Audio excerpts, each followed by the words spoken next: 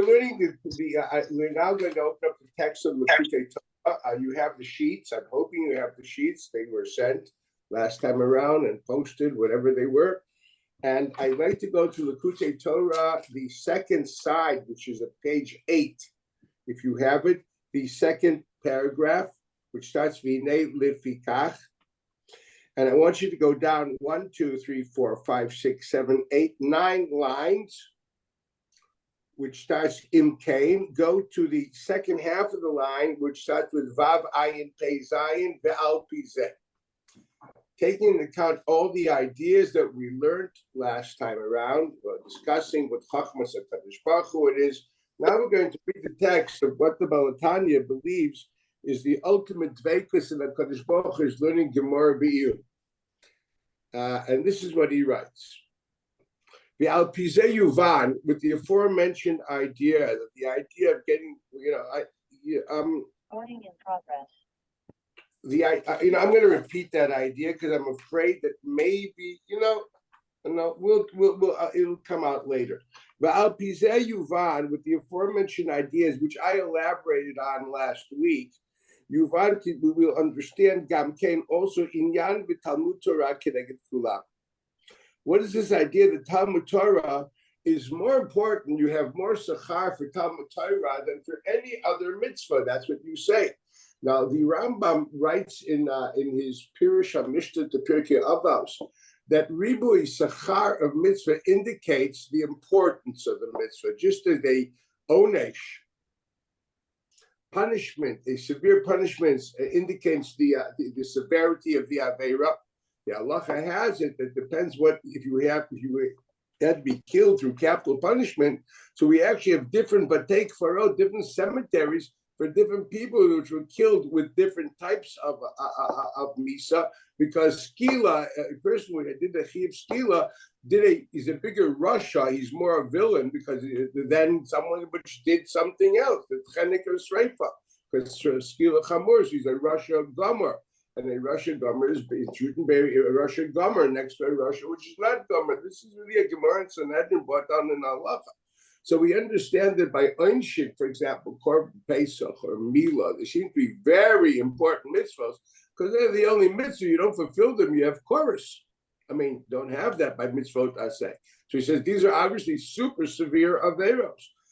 Well, then again, therefore, what we see, we don't know the sachar of mitzvahs, as the Mishnah says, but we do know the onesh of bittul mitzvahs, and it'll be a few of them, not many.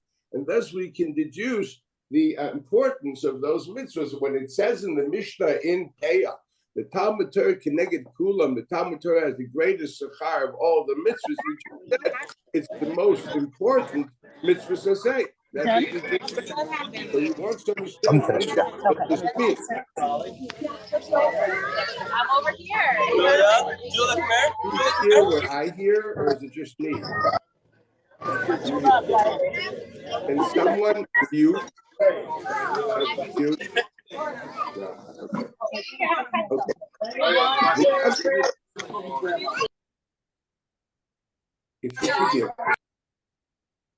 This would be a controversy. Okay. We say the mitzvah of Limud Torah comes from the pasuk v'dibarta bam. This should be your mode of conversation. This, when you meet people, what's new? I got an instant kasha of a marshal. This is supposed to be, that's the mitzvah I say, I know how to tell it to you. Natural conversation should be around, as Rambam says, either Torah or chachma, or avas ha-chachma. That is the dibar tabam. If you talk about, I don't know, talk about math, talk about the Iliad, or talk about Mishlei and Kohelet, or talk about, the idea is talking divrei chachma. That's what the Rambam says, that this is included in that. And it says, Dibar Tabam, when is this said, this mitzvah? Miyad lachar b'chol ma'odcha. You must love God with kol ma'odcha. Now, what does ma'odcha mean? So Chazal say ma'odcha means something added to you, which means your money. But the Pshuta Shemit means with all of yourself, with every iota of yourself that you have, all of you has to love God, so to speak.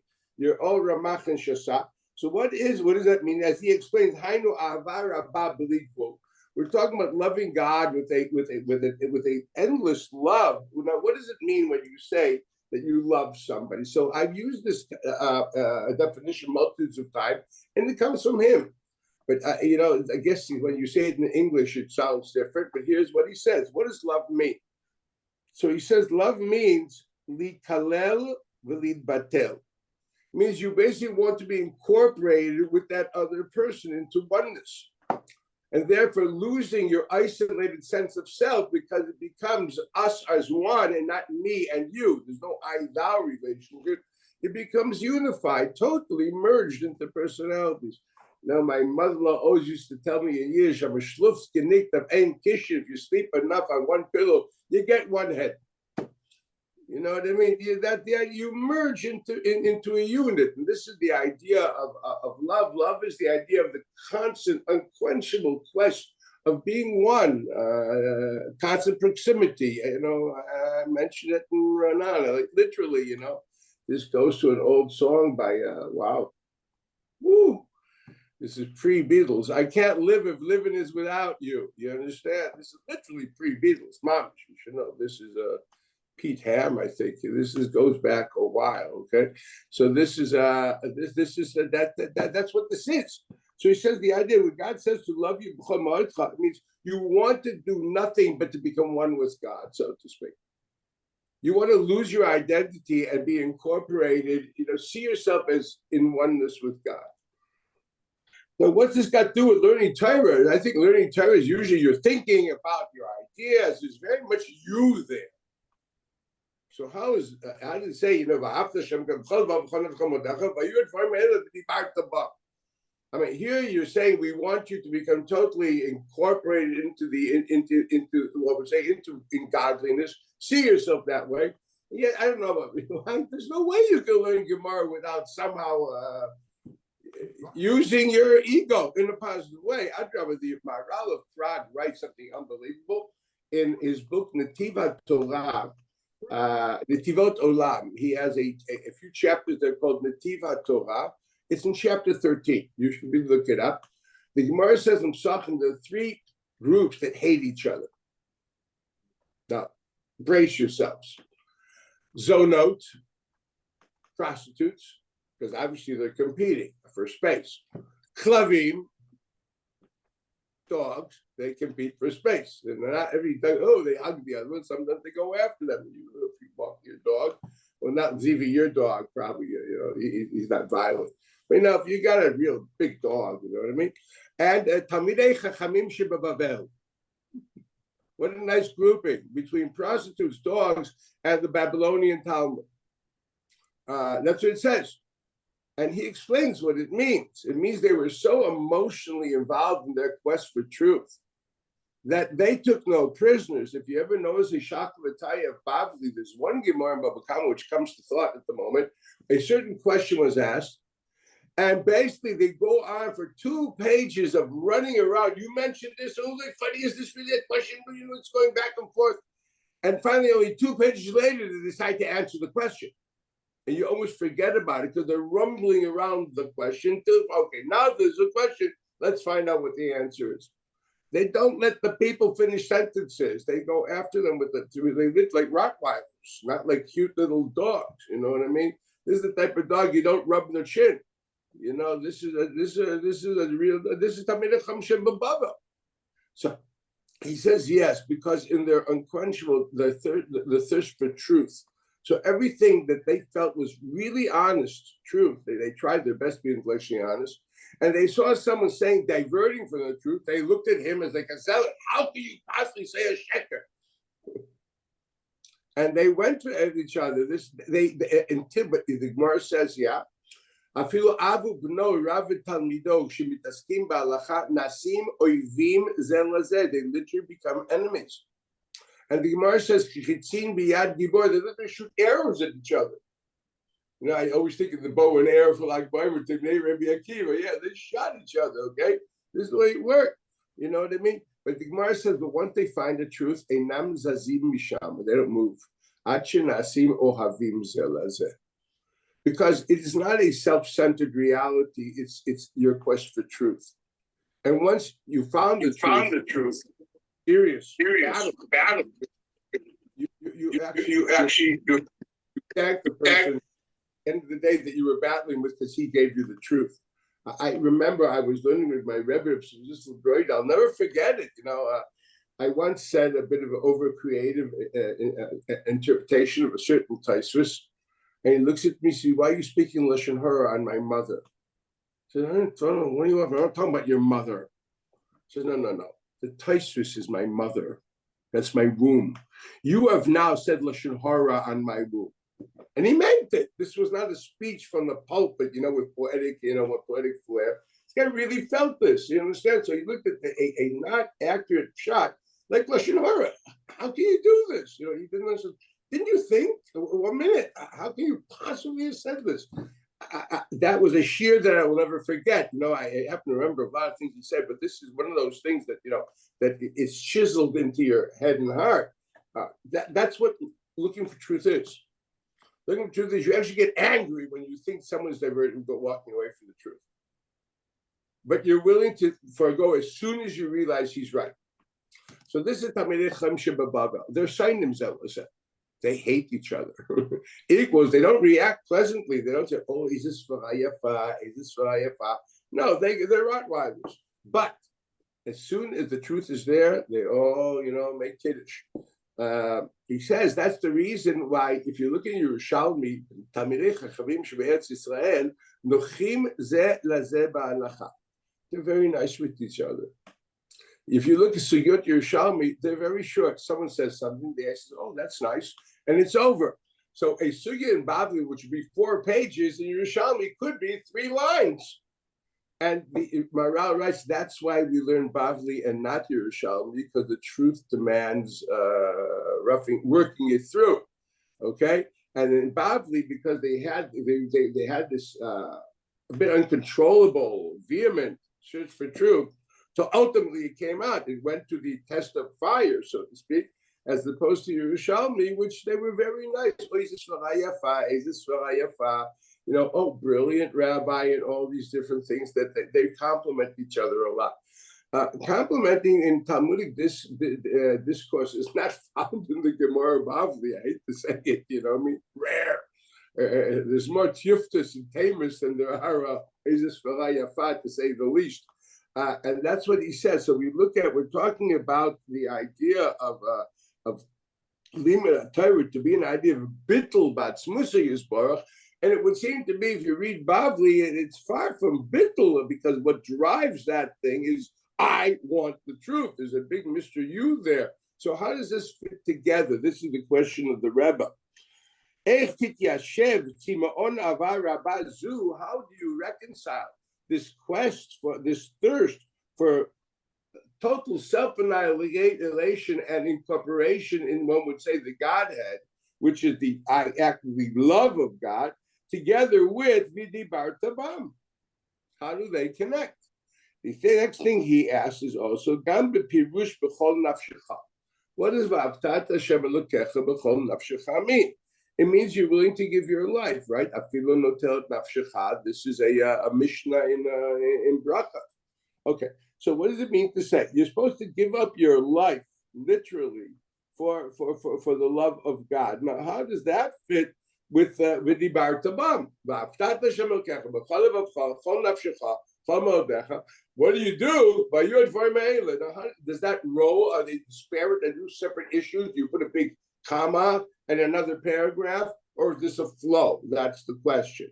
His premise is that this is a flow, that you want to do this, and thus realize it, by doing this. That's how you start, which it is a logical read. I mean, I knew this read. I always davened that way. So he wants to know, what is the flow? How do they connect? How do you fulfill this Mesiras Nefesh, giving your life away for love of God? Literally a Romeo and Juliet reality. Life is worth living without God. That's what Mesiras Nefesh is. Do you notice there's no command for Mesiras Nefesh? The command is love God, and thus you will give away your life. It's unbelievable. It doesn't have to be commanded. This is something which is obvious, reaction to a true love. So that's an interesting thing, referring to something you talked about in Ranana and Shabbos. So this is the same thing here. The idea is somehow all this is realized through learning Torah. Now, how? This is the question that he's asking. He continues and says, "V'yadua," it's quite known. Sheyesh gamken od pirush b'chol nafshecha. There's another pirush in the b'chol nafshecha, not just meaning b'chol nafshecha, afilo notel nafshecha, but look at the literal word, with all of your life, as opposed to. Well, normally, what would you understand? You understand nafshecha as your life. That's what you understand. All of your life means, in other words, you're willing to serve him even though you're in dire straits of pain. But the Chiddush is no, even if you're dying. So that's what it seems to be, the different levels of life that you're going to forego for God. I want all of it, God says. But no. So Chassidus explains, this is found in Zohar HaKadosh. Dainu Gimel Levushei HaNefesh. Every nefesh, every person, has in him three modes of expression. There is you, your nefesh, your soul, whatever we'll call you, that life property, which is expressed in thought, ultimately speech, as speech is usually the product of thought, okay? At least it's supposed to be. And then ultimately, after speech and thought, there's realization, okay? There's become machshava, dibur, and maaseh. What are you supposed to do when it says v'avta b'chol nafshecha? It means in all different modes of expression of your nefesh, which means you're supposed to love God with your machshava, your dibur, and your ma'aseh. Now think about being in love. It makes a lot of sense. Okay, you connect. You think. You think. I used to remember the Rosh Yeshiva in YU, Chassidic Approach. I mean, the guy's a saint. He used to teach at MTA. So he used to say, the Gemara is like your girlfriend. He says, wherever you go with her. You think about it. You talk about it. You want to be with her. You don't leave her. So I remember him saying this. I was blown away. Rabbi, white beard, the works. I'm talking. But he's like one of these holy people. And this is what it says here. You have to love God with your machshava, your dibur, and your ma'aseh. Okay, what are you supposed to do? If love of God means to internalize, to become one with God, proximity with God, union with God. Think about a mashal of zachar and nekeva. Well, then what is the union of your machshava, dibur, ma'aseh with the machshava, dibur, and ma'aseh of HaKadosh Baruch Hu? You totally connect your machshava, your thoughts and his thoughts. Think about marriage again. When your thoughts somehow merge, your diburim somehow, you understand each other finally.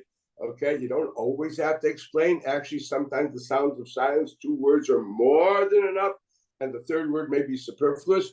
And ma'aseh, for goodness sakes, so like each person, we must have had an anniversary. When was Valentine's Day? A long time ago, right?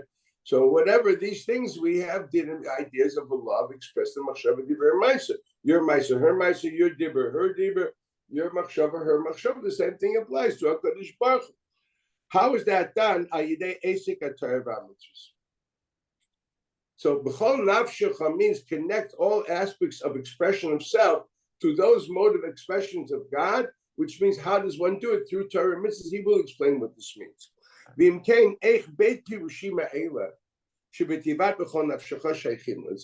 On one hand, the pasuk says you must love God to the extent that living is meaningless without Him, and you would die because life is empty without Him. On the other hand, the chol nafshecha means express that love by machshava, dibur, in ma'aseh, of what? Of Torah and mitzvah. So literally says, yes, learn Baba Kama, learn Baba Metzia, put on tefillin, and these will be the expressions of machshava, dibur, and ma'aseh. I remember once I was asked, why do you put on tefillin? It's a very hard question to answer. So says, I bring flowers to my wife. I think it's stupid. They wither. I'd rather buy a book, at least something you can read and I can enjoy. Okay? But you know what? The flowers create that smile. I want that smile. That's what I want. Okay? So the idea behind this is when I say that you must love me with machshava dibur ma'aseh, means I put on tefillin because it makes God happy. I love him, and I want him to be happy, and he smiles when I put on tefillin. That's more than enough for me. Okay. Oh, there's other reasons too, but this, from in my relationship with him, that's more than enough. I want machshava dibur ma'aseh of my to be makushet. There's machshava dibur ma'aseh. That is the expression of Abbas Hashem. So he continues and he writes, Ha'inyan, ki Torah hi chochmato yitbarach. What is Torah? It is God's intelligence. And we discussed at length last week the nature of God's intelligence, of it not being something that he internalizes outside of himself, but expresses his essential self. This is what we did at length last week through a Rambam, etc. I'm not going to repeat this again. It's online, so or YouTube, anybody can go there and hear it. Shabbat, which means to say we're talking about the infinite wisdom of God at the level of what we call emanation. Let me explain what these words mean. We did it in the past, but it has to be seen in context here. We know that the Zohar and the Kabbalah describe Arba Olamot, 4 worlds. Now, worlds do not mean, planets. Where are these worlds? And the idea of world means actually levels of consciousness, levels of existence. For example, if you're an ant, so your view of reality is quite myopic. You're basically heel high at the most. That's what you see. So you don't really see the other world. You can believe about the other world, but you don't see the other world. So does his world include my head? No. He is so small, even if he climbs up something, he will only see a very small particle of tissue. He will never get the picture of a face. He can't take that in. He doesn't have what it takes. And so when you talk about his world, the world of the ant, is very myopic. It's very, very defined. It's a very small world. I think about the world of a bird. I always say I'm jealous of birds. Okay, in Yiddish it doesn't go too well, but in English it's okay. I'm not exactly jealous of Feigelach. So you know what I mean. So let's understand, what does it mean? What can the bird do? The bird, on one hand, really lives. He walks. He struts on the street like me. No, so he's living. He sees the micro of reality. But the bird also, with the same comfort, has a bird's eye view of things, which, it's like I only get that when I descend or land from a plane. Okay, so I have a bird's eye view of reality, or I go up a skyscraper to see what does New York really look like, you know what I mean? Or things like that. That's when I get the macro. I don't, and then they're totally 2 different things. They don't really influence each other. It's like a kaleidoscope.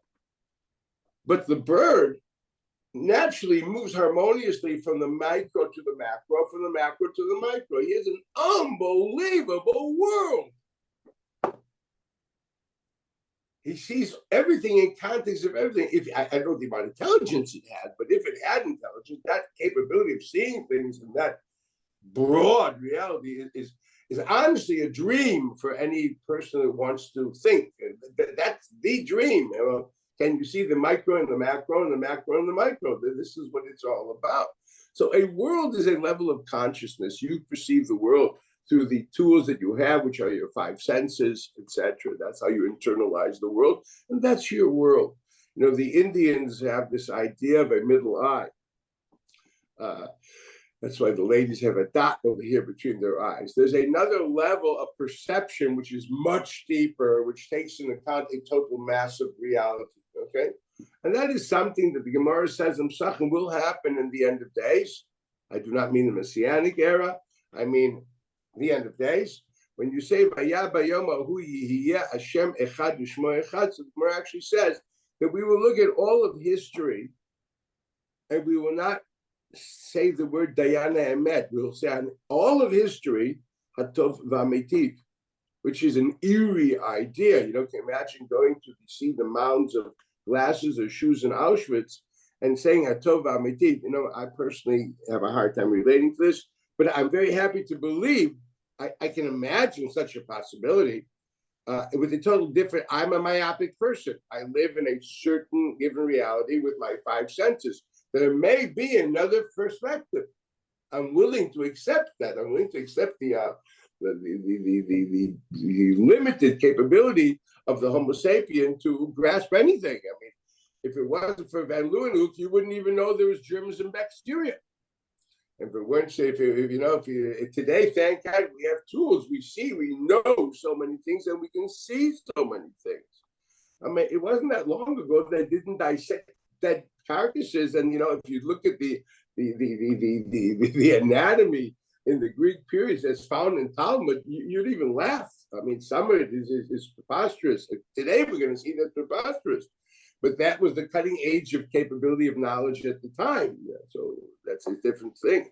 Ahmad Gemara described me the anatomy of the woman in Nida, which it's got nothing to do with. I went to school. No, it's not real. It's something totally wrong.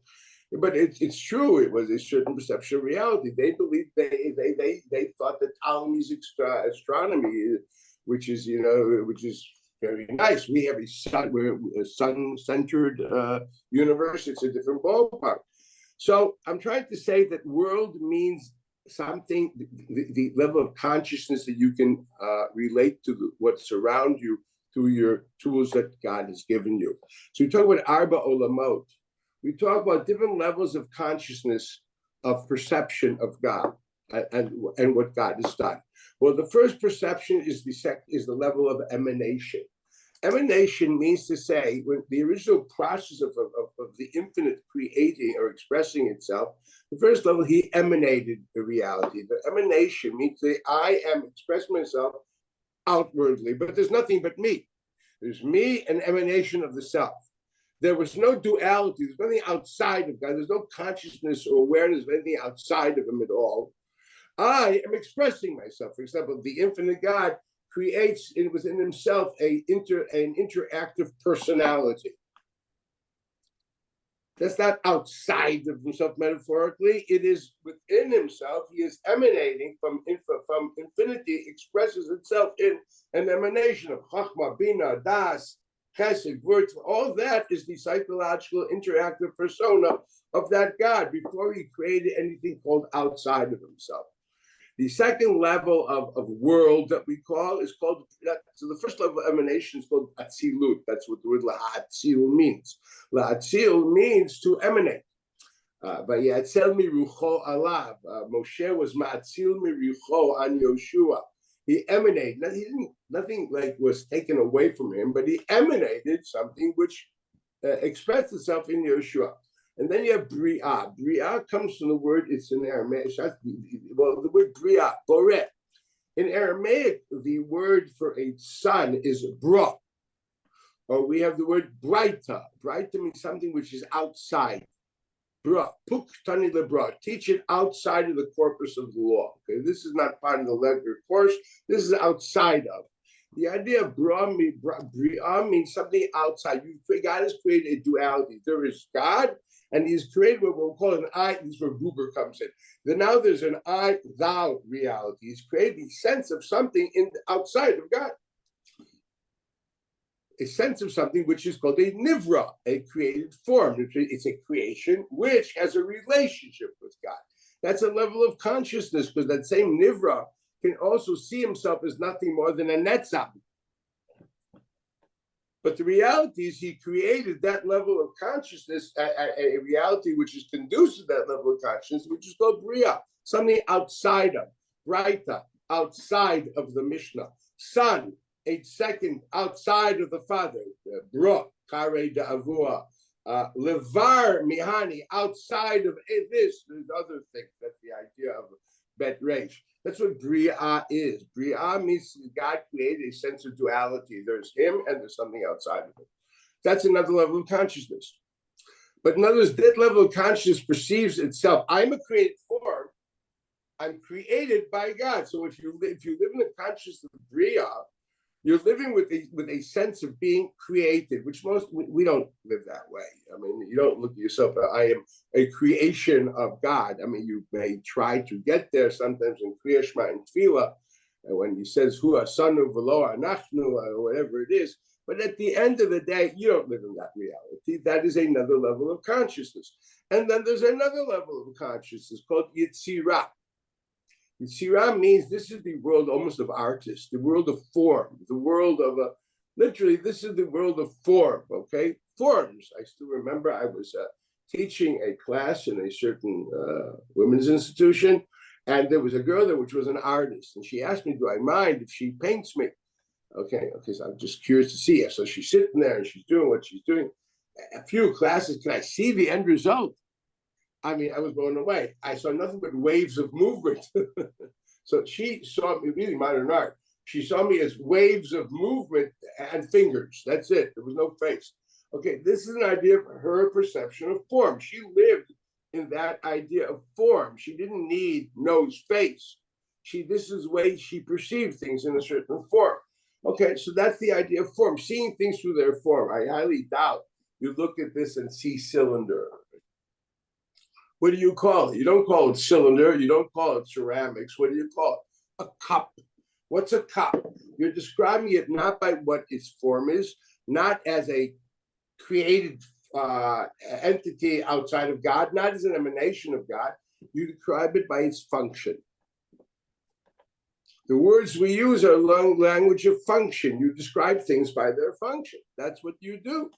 You call something a book. You're not describing what the components of what makes a book. Well, there are pages of paper there, and there's cardboard, and there's X and Y, and you can put it all together and call that book. No, the idea of book is the consolidating factor of all the components together towards what its function is.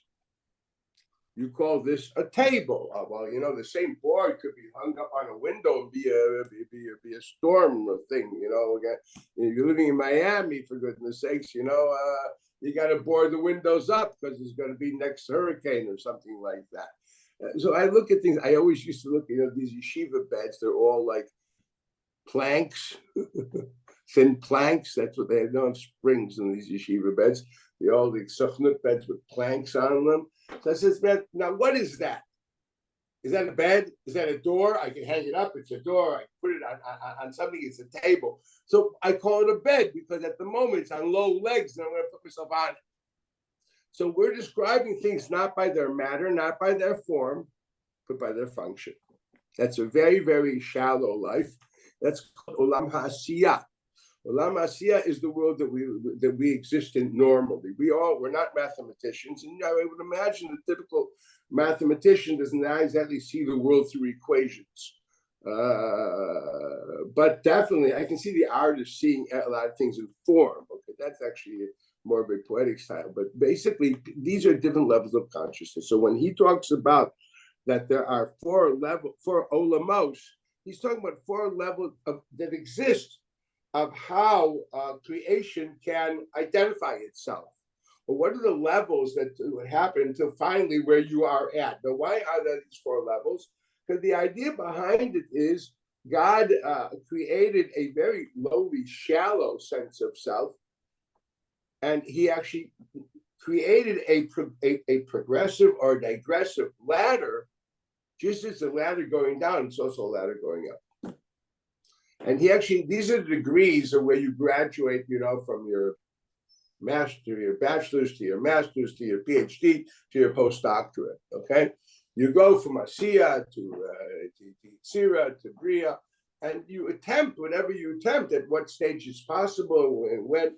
There are sidurim which really describe how different points in the tefillah are geared to heighten your awareness, so to speak, to another level of consciousness. It's really those who daven with those who are trained in meditation, or they actually daven very beautifully this way, and it's a very special experience. It's not that simple to do. You know, you can't do a 35-minute chakras with that. You know, but that's a very special thing to do. And there you have it. That's the meditations of davening, moving literally from Asiyah till Asilus. Okay, so this is what he writes over here. Let's read this inside. So he says, what is the chachma of Torah? Well, there's infinity, which expresses itself. The first form of expression is called emanation, which has no form or sense of identity outside of God expressing. So I would say the infinite is not wise or is a source of wisdom. That is called Atzilut, when God is interactive persona. Infinity has no properties, it's infinite. But infinity expresses itself in certain defined properties. It's expressing. The first expression is emanation. So the original Chachma is found when God emanated from infinity, from himself, a interactive persona of the highest level of consciousness, which is called emanation. And there's the Chachma at that level of consciousness called emanation. That's what the source of Torah is. Chachmasa Yisbarach, as we explained last week in Rambam, it is the expression of the infinite expressing itself in the mode of consciousness, which is called emanation. Sheba, in that level of expression called emanation, Milubash or Ein Sof Baruch Hu Mamash. Yes. It is not something else. What is when I say a certain when God is an interactive, I interact with you. There's actually me interacting with you. It is not just my interactive persona. My interactive persona is not lying here. I am expressing things which are really me, okay, that I will live, talk, and breathe, and probably die with, okay? And I'm trying to give myself over to you through these filters. So obviously not. Why do you think it's important for Limud Torah to be panim b'panim? Because panim b'panim, there's a lot in conversation which you get, not just from the information, but even from the facial expressions, from the body movements, from the tone of language. There's a lot there that you pick up, which is much more than just the words. You can read an article, you're not going to get that. You're going to sit with the person, learn with them. You're going to get something much, much more. That's why the pasuk says, "Panim v'panim, dibra Hashem imachem." At Har Sinai, God had a face-to-face interaction with us, so to speak, metaphorically. So this is what's happening here.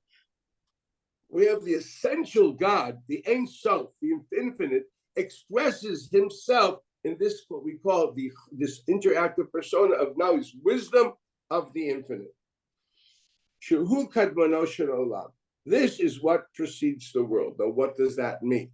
It means to say, Torah is called Mashal HaKadmoni. That is found in Sifri, in Parashat Shoftim, talking about Hareg Nefesh Bishgaga. He describes it Mashal HaKadmoni. Torah is called the ancient parable. A parable of the ancient. So the Gemara says, what does it mean? Mashal lekadmono shel olam. It is the mashal of that which was the beginning of existence. Kadmono, the ancient mariner, the beginning of it all. Now, what does it mean? The Torah is a mashal of kadmono shel olam. He explains, Moshe Katab Narachlim B'zeh B'Drush Purim. Actually, what's written there in Drush of Purim? I can tell you. It's in a book called Torah Or, which is another volume of this book called Likutei Torah is another volume called Torah Or, and they're Drushim on Purim. And there he explains as follows. He says, I'll give examples. I, as a child, the way they taught us values was by teaching us, Hans Christian Andersen, Mother Goose Tales, different Aesop's fables. Oh yeah, that was very chashuv. That was like, it's really Bardas, that's the kind of book you read afterwards too, but Mother Goose I never did chazorah on. But you know what I mean? And we don't realize it. You think you're reading entertaining stories. You're actually being taught values. You think it's Cinderella. No, what are you talking about? That emes, the truth will survive, and the sheker will fall, and you will become a princess. I don't know. You just kiss the frog, and he's a prince.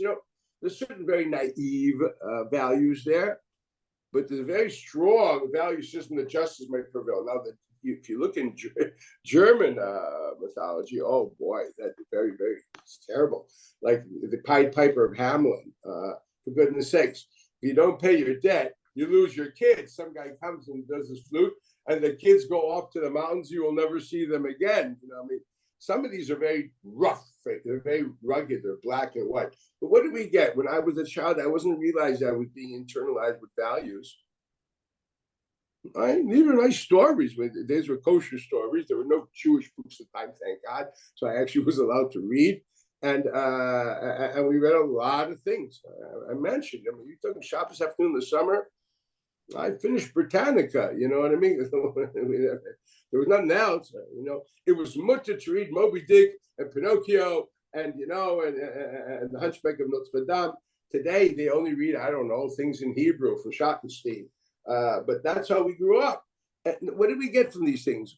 Those morals and values. Heavy. Now, if I would have been taught, now take your values class, I wouldn't have read it. So that's a mashal there.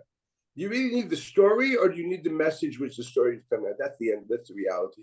As I mentioned this week, it's like short stories. I don't have to flesh out the character. I'm using the character to give you an idea. All of Torah is called mashal hakadmaini. It's also a mashal. You are too immature or small or myopic to take in the totality of the wisdom of God. He's infinite wisdom. That's heavy, okay? So I'm the little baby, 70 plus years old, and I'm going to take in Mishalim. I'm reading Gemara, which is Aesop's fables. I am basically taking in the Chachma of HaKadosh Baruch Hu in a mashal form, in order that somehow it'll come in. And obviously at another level of development, you know, the older you grow, the more you look, okay, what was the nimshal? And you do that. You grew up with that. When you learn Torah, so you started by reading, you know, Chumash. It was Bible stories. You know, we had that, and there were comics on them, and it was Avram with the going to war with the Malachim and throwing dust. They put all these midrashim there to make us feel, you know, like Robin Hood. And okay, you grew up. You asked yourself, what does the Medrash want to tell me? And all of a sudden, the story is a metaphor. It doesn't even have to be an historical truth. And what do Chazal want to teach me? That's what you learn. You first doing Mishnayos, what do you think? Sometimes I remember, I thought about this when I learned Mishnayos from my first Rebbe. I pick up a Mishnah, Shnayim Erzim Betal, Zomer, and Ametzias, Animetzasia, Zomer, Animetzatia, Zomer Kulo Shali, Zomer Kulo Shali. What do I say? Jews are poor. They picked up some clothes in the street and they're fighting about it. It looks like they're fighting over a care package. And then they're lying. Okay, that's not a very pleasant thing to hear about. That's the Mishnah. The Mishnah is a case with the halacha. Sounds more, but okay, you grew up. You suddenly realize, no, the story is just the shell. It's the mashal. What they want to tell you, what is the ruling when you have questions of doubt, a dispute on ownership? And now, and you read more and learn more, and all of a sudden it becomes not just a ruling and a case. It becomes a broader, a halachic concept. Ultimately, it becomes a conceptual reality thought. It becomes a meta-halachic concept. And finally, you get to the philosophical underpinnings. The more scope you have, the more you see the pshat, the remes, the drush, and the sod in this whole thing. And I mean to say, literally, you take your value system out of those laws. You distill those laws in the broad context of knowledge, and you can really take out what the value system is. And you actually gone to a certain level of nimsha, and there's much more. And that's what you'll be learning in Olam HaNeshamos. You're not going to be learning Migul Haitzi Lo Amrina. Sorry. You're not going to be learning Ein Hochem B'Mammon Acharov. No, there's no mammon up there. Whatever the idea behind Ein Hochem B'Mammon Acharov, we don't extract money through just a majority, by a statistical majority. That is something which there's a certain wisdom there, which that wisdom it lies in the infinite nature of God. Believe me, it's got nothing to do with money and extracting. It's a mashal, and there's a nimshal there. You have to understand, and the more mishalim we take in life, the more kalim, the more vessels we have to take in the nimshal, and that's what we're going to learn up in heaven. So it depends on the amount of mishalim that you accumulated, the skills you have made, to what extent, what will you be doing up there? if the tools you prepare will allow you to, it's like, it's like looking into an eclipse. You got to get yourself these filters. Okay, you get the filters, you'll be able to see. If you have a lousier filter, you're going to get a less picture. The better filter, that's the way it works. You need kalim to get that. It's called tzadikim yoshvim v'nenim miziv hashchina. What are you going to do? You have the pleasure of the enlightenment of understanding God and His relationship with you. That's what those words mean. Ziv is the light, the radiance. You have the pleasure of the radiance. The radiance means to say you will enjoy enlightenment. Okay? So you're going to enjoy enlightenment to the extent that you bought yourself tools. That's why the Rebbe writes this of Pshat Asher Misha Balakan B'Talmudo B'Yado. You've got to have an accumulation of Mishalim. In order to, at the level of your Mishalim accumulated will allow you to get that's the amount of Nimshal you're going to take in. So this is what he says over here. The Torah, all the thing you're learning, everything. What am I learning now? Makis and Horius, it's all a mashal. It's a mashal, and and the deeper you learn, you see another level. You peel off another level of mashal, another level. There's also more mashalim there. And ultimately, it's a mashal hakadmaini. It's a mashal to chachma iloah da'atzilus. God help me. I, in my consciousness of self, I have no tools of getting there. Okay, that's what I get when my body leaves my soul and my soul leaves my body, and I suddenly am free to think in a totally different level of consciousness. But yeah, it will only work to the amount that you have accumulated these mishalim. This is what the Rebbe writes. If you look carefully, he writes that chachma ilo klilo aron sevachu shukadmoina shel olam k'moshe kasu b'zeh b'drushay pur. This is what the man is inferring to. I just want you to know. He continues and writes, the chachma da'atzilus, that chachma the level of emanation, which you have no way of grasping. Nitlapshah, that also became engarmented. It also went down a stage. Okay, that mashal went into into a cruder mashal. What is that? B'chachma debriya yitzira ba'asiya. That means yes, there's chachma debriya. Chachma debriya means you look at these things with a consciousness. I am nothing more than a created form of God, and that's how I perceive reality. I look at everybody in the source. I look at the cup. I see its physics. I look at the piece of paper. I tell you the history of paper. That's bria. I see myself as a derivative of a source. Can you imagine living that way? A language is that way. A culture which is that way. That everything you see the source and the derivative, and you identify everything as a derivative of a source. I mean, that means you're living physics. It's unbelievable. There would be no hate. What are you going to sit about? Oh, I love that equation. I'm hung up on it. You know what I mean? Not exactly caramel ice cream. People actually eat healthily, and no one's going to be overweight. Goodness sakes. Bria means that that's all you see. You see yourself as source and derivative. Bria, I am outside of my source. That's what, there's an I and there's a thou. But what is the I and the thou? Source and derivative. Ela va'alul. This is what it is. So that chachma is there too. So what does it mean to steal? I don't know, because one would think that in Olam Bria there's no concept of gneva. So it's also a mashal. And I don't know what it is.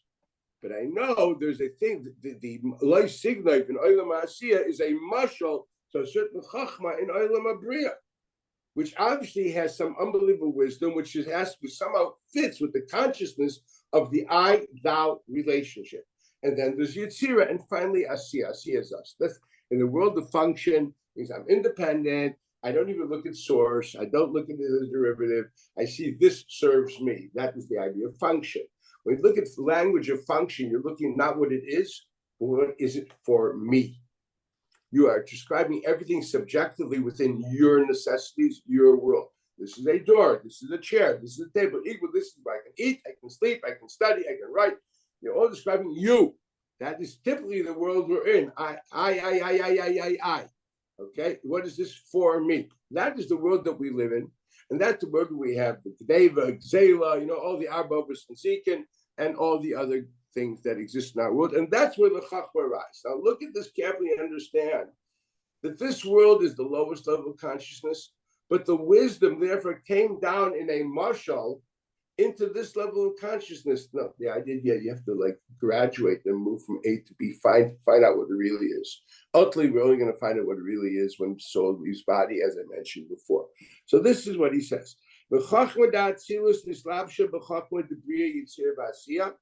Today, what for?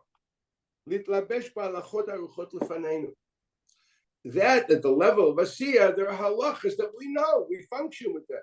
For example, Dasiyat Peya, you have to leave the corner of your field when you harvest. Trumos, your maestros, different halachas of mitzvah tluyis ba'oris. Yitzias Shabbos, okay, they start telling you halachas, this halacha and that halacha in Shabbos. What does that mean when you learn it in Gan Eden? What does the word Shabbos mean when your neshama is in Gan Eden? The idea of 7 days, what does it mean? Days are functions of movement of the earth around the sun, orbiting in its orbit around to the ratio between sun and earth, and the earth orbiting around itself. What about Noilam on the Neshamas? What does time mean? What does seventh day mean? I mean, the reality there is not a reflection of what's here. This is a mashal of what's there. So what do these words mean? Obviously, so the words of Hilchas Shabbos and Olam Neshamas is something which I guess we have to wait to understand. But what you're doing here is a mashal for that. But God brought it down to this, for what? So he said, Ukshadam lo made Torah, when you learn Torah. And he writes, Umevin, but he comprehends, he understands. Umasig, and he takes it in, means he really has total command of it.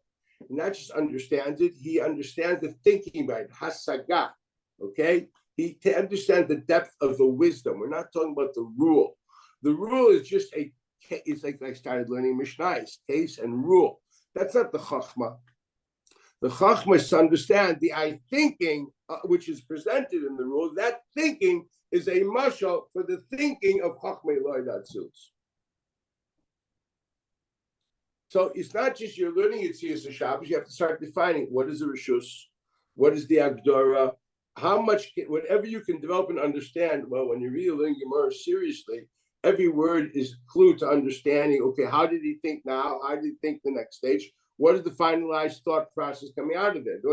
Gemara is a trip in how to find conceptual thought through the thinking of the Tanoim and Amoraim. That's what they're doing the whole time, right, Benji? We did it today. That's what we did. My chavrusas on Sundays. So I say, what does Ashura mean? With clarity, you know it for real. Not maybe. And if my mother would have wheels, I would have a basurus to Haifa. And if my grandmother had wheels, I would have a pork in it. And if, there's another, no. Ashura means with clarity. You know it for real. You have it. You not only have the rules, you really have the idea behind the rules. You know the sugya with clarity, okay? You conceptualize it, you understand it, you know the scope, you have the scope and you have the depth. You really can't know it for real without the scope. And just knowing the scope without the depth is not really knowing it for real. So the Rebbe says, we're talking about when he talks about learning, Masig Ezarachel Ashura. What happens at that stage? You know, he describes an unbelievable mystical union between us and God, which is unparalleled in anything else in Judaism. Mitkasher harei chokhmato, at that point in time, your wisdom, which is the ultimate expression of the self. And there's nothing we can express more of what we are than our wisdom. Okay, that's the honest truth. I think we're more than our wisdom, granted. But our wisdom is only the experience that we internalized and gave it meaning, as we discussed in last week's shiur. But that's the best you can get to knowing somebody. No, what's his brain like? What is his value system? How does he see the world? How does she see the world? How does she or he see anything? How does he react to something? What's his perception of things? So your wisdom, how you perceive your Weltanschauung, your world of thought is the closest I'm going to get to what is you. There's nothing else. I can't know your soul. I mean, most I can know is that. So that wisdom which is yours, when you take your tool, my soul, me, okay, I'm going to use that tool of expression called thought and wisdom. And what I'm doing is I'm expressing that capability of self by internalizing and understanding God's thought and wisdom. So it's a crazy union. I've expressed the ultimate expression of me is by thinking about God's wisdom, internalizing God's wisdom. God's wisdom cannot be revealed unless I think about it. This is a reality of two sides that no one can really realize himself without the other at all. God's wisdom cannot be expressed without the Jew thinking it. The Jew cannot truly express the essential self of his soul, the ultimate expression, without thinking God's wisdom. So what's happening here, two sides are actually expressing themselves through the other because there's no other way. It's literally like saying that Romeo cannot express himself as living entity without Juliet, and Juliet cannot express herself at all without Romeo. Therefore, by having Romeo and Juliet together, they each is the modal expression of the other. That is the union you have by learning the Chachma of Torah. That's the union you have. That's what happens to us when we learn the Chachma of Torah. Read this. And he says, again, Harei Chachmato mitkasheret b'Chachmato yitbarach. Your Chachma now ties in with the Chachma of the Blessed One, Sheba'alachazu. He doesn't say knowing the halacha. No, that just taste and ruling. No, the Chachma of the halacha. There's knowing Mishnah Berurah won't do it. Okay? You really have to understand the conceptual thinking as we taught through the Gemara, the Sifri, the Sfra, the Mechilta, whatever it is. What are these rules? Like, okay, legal thinking, finally, as much as you can. There's Pshat, Remez, Drush, and Sod. There's so many different levels of understanding the Chachma. No, I think we're stuck with Pshat. I don't know what does it mean? Not just in thought, not in practice. It means, there's a din of muktzah. Thank you very much. No, there's a din of basa v'chol. Thank you very much. There's an idea here. Can you somehow understand it? We're looking for the idea behind things. So first we define the idea by its halachic ramifications. We look for halachic thinking. We look for meta-halachic thinking. Okay, those who have broader scope can see broader ideas than just a localized idea. It's a broad conceptual idea. And you actually do develop into the philosophical and ultimately the metaphysical underpinnings. Some of them are phenomenal. This whole book of Chassidic that I was learning is a whole book about doing that with the mitzvot, trying to understand the philosophical and the Kabbalistic underpinnings of mitzvot. That is what's happening here. So this is what he says. You become one with God from every corner and nook and cranny. You become total. It's a total union of you and God. He expresses himself through you. You express himself through him. This is found in Tanya, the first volume, chapter 5. This is what happens when we learn. This is what happens when we learn and when we comprehend the Chachma.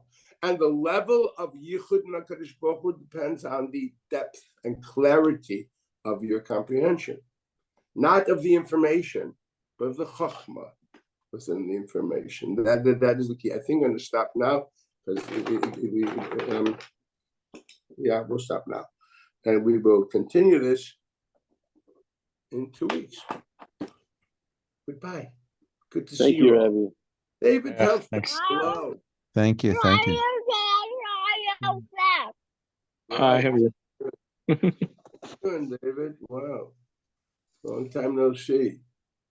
Okay, guys. I can sit and talk to everybody forever, but have a great day.